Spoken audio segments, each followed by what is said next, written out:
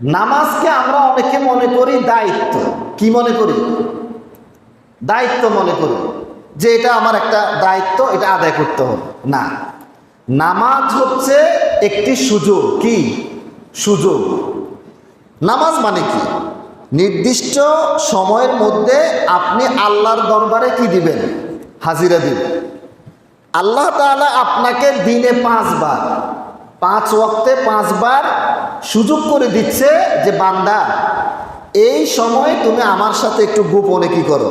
কথা বলো।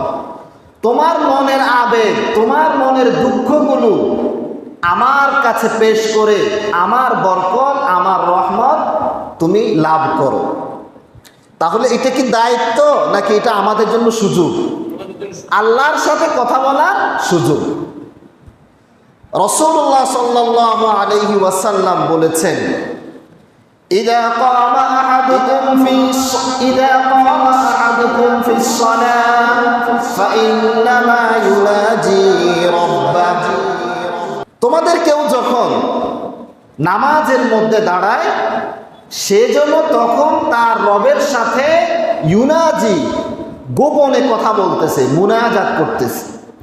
তাহলে নামাজ হলো একটি কি? মুনাজাত। নামাজটাই কি? মুনাজাত। আমরা মুনাজাতের মধ্যে আল্লাহর সাথে গোপনে কথা বলি না, আল্লাহ আমার ওইটা দাও, ওইটা দাও, আমার সব রোগ বালাই ভালো করে দাও।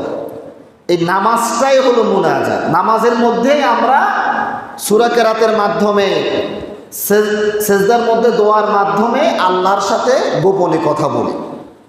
এই নামাজটাই হলো আমাদের জন্য একটি মুনাজাত। তাহলে নামাজ এটা আমাদের দায়িত্ব নাকি এটা আল্লাহর সাথে কথা বলার সুযোগ?